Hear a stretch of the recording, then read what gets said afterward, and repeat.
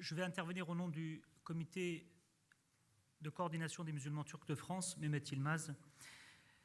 Chers invités, chers représentants du culte musulman, Madame, Monsieur, chères sœurs, chers frères, Salam alaikum wa rahmatullahi wa barakatuh. Que la paix et la bénédiction du Tout-Puissant Allah soient sur nous tous. Je prends donc la parole au nom du comité de coordination des musulmans turcs de France et nous souhaite à tous un congrès productif au service des musulmans de France. Ce congrès fera certes date dans l'histoire de l'islam en France en ce que c'est la première fois que l'unanimité des fédérations nationales musulmanes et grandes mosquées organise ce type d'événement. Nous souhaitons une continuité dans cet élan afin d'approfondir le dialogue et faire fructifier le faire ensemble. Chers amis, plus important que ce congrès, nous voulons souligner la gravité du moment que nous traversons eu égard au développement néfaste pour notre communauté. En effet, les différentes attaques terroristes perpétrées sur notre territoire ont provoqué une avalanche de conséquences négatives pour notre pays.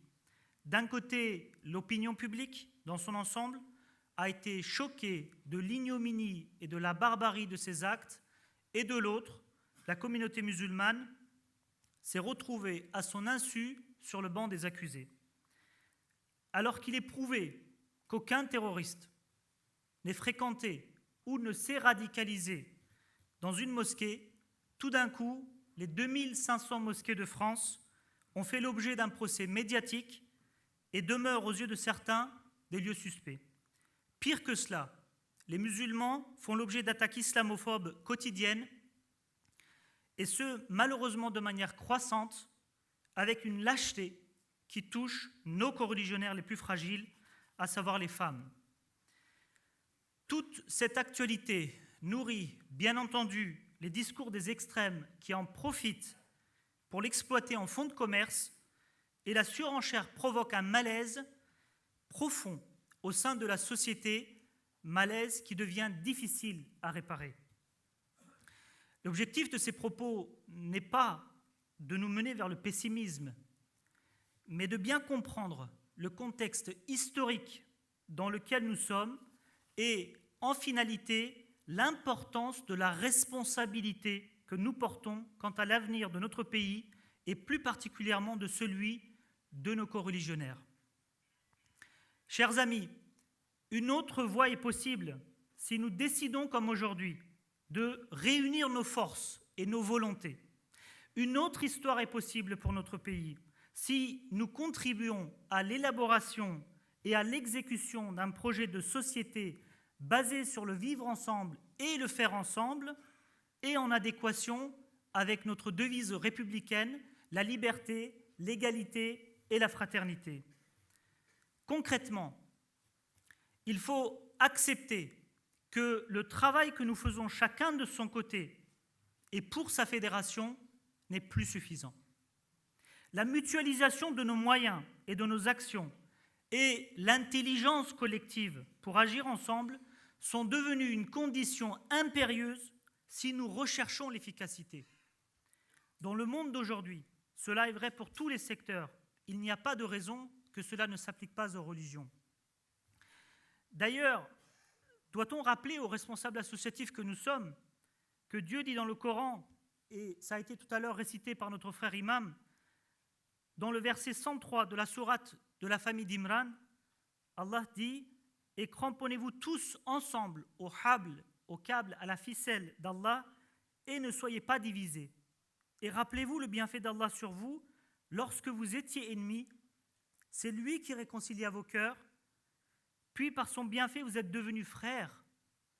Et alors que vous étiez au bord d'un abîme de feu, c'est lui qui vous en a sauvés.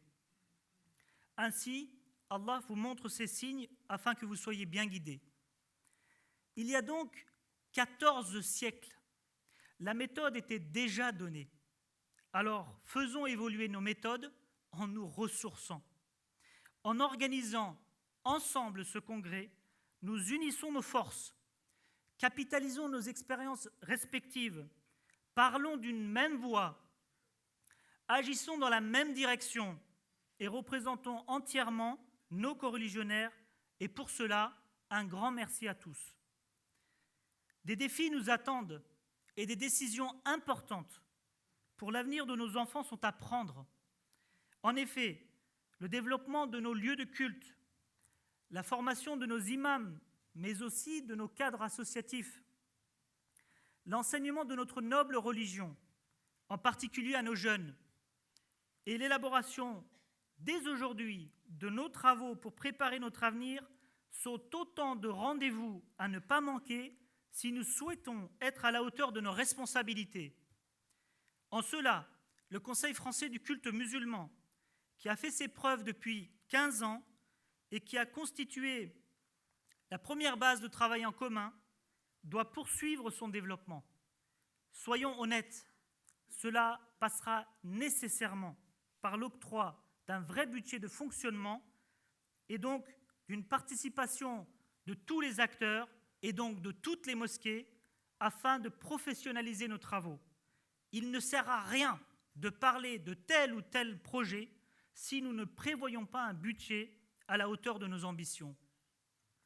En ce qui concerne la réforme de notre institution commune, nous pensons, en tant que comité de coordination des musulmans turcs de France, que la mise en place des conseils départementaux du culte musulman doit être la pierre angulaire du CFCM en 2019. Il faut réfléchir notre organisation CFCM avec un pouvoir venant de la base afin de valoriser toutes les bonnes volontés et les compétences jusqu'au plus haut, c'est-à-dire à l'échelon national. Les CDCM, les conseils départementaux du culte musulman, qui se constitueront à l'occasion des élections, permettront à leurs présidentes ou présidents départementaux de faire partie de l'Assemblée générale nationale. Nous proposons que 2/3 de cette Assemblée générale soient constitués par les représentants des départements, l'autre tiers par nos fédérations. Nous proposons le même schéma pour le conseil d'administration, 2/3 de représentation départementale et 1/3 de désignation par nos fédérations. Enfin, nous pensons qu'un équilibre efficace serait trouvé avec une répartition du bureau à hauteur de 50% de membres élus par les départements et 50% de membres nommés par les fédérations. L'échelon régional ou interdépartemental pourrait servir de mutualisation aussi bien des moyens que des actions. Ainsi, par cette proposition d'organisation, nous souhaitons que l'ensemble des mosquées de France puissent être représentées à tous les échelons, soit directement, soit par le biais de leur fédération. Il est évident qu'au sein de cette organisation, nous devons avoir une attention particulière pour confier des responsabilités aux femmes et aux jeunes. Soyons honnêtes là aussi, c'est avec les femmes que nous faisons vivre nos associations, c'est avec les jeunes que nous devons préparer naturellement la succession. Alors, nous entendons par-ci et par-là, à travers des fuites que nous espérons non fondées, que l'État souhaiterait intervenir sur l'islam en France. Nous appelons l'ensemble de nos dirigeants politiques à respecter les premiers le principe constitutionnel de la laïcité.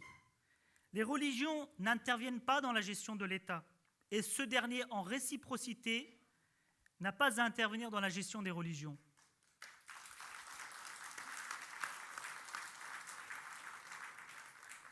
Il ne peut aucunement être question d'une ingérence ni directe ni indirecte. Tous les outils juridiques existent aujourd'hui pour permettre le respect pur et simple de la laïcité. Ne touchons pas cet équilibre. Néanmoins, si des mises à jour sont nécessaires dans l'intérêt des associations cultuelles, alors toute modification doit se faire nécessairement après une consultation de l'ensemble des cultes. Chers amis, nous vous avons présenté brièvement les contours des propositions du CCMTF pour le futur CFCM. Bien entendu, l'arbitrage se fera après les discussions finales entre toutes les fédérations. Les consultations ont déjà bien avancé et nous sommes optimistes pour la suite. C'est un chantier que nous devons terminer au plus vite pour nous attaquer avec toute notre énergie à l'ensemble des autres défis à relever. Oui, nous ne sommes pas parfaits, et oui, nous allons à notre rythme, mais le fait d'être ensemble comme aujourd'hui et celui de garder une intention saine sont au-dessus de tout.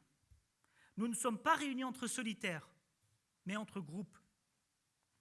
Un proverbe africain disait que tout seul on court vite, mais ensemble on va plus loin.